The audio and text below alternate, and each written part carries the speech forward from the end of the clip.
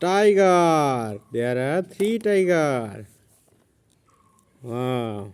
One big tiger and two little tiger. Okay. Tiger is starting with capital letter T. Here is T.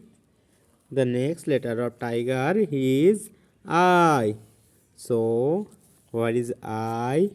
Small letter I. Okay. I.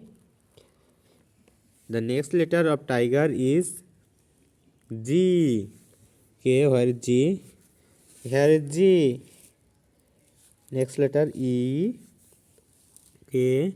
E. E.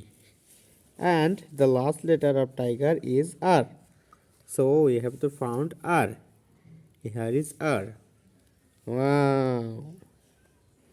So Tiger, tiger.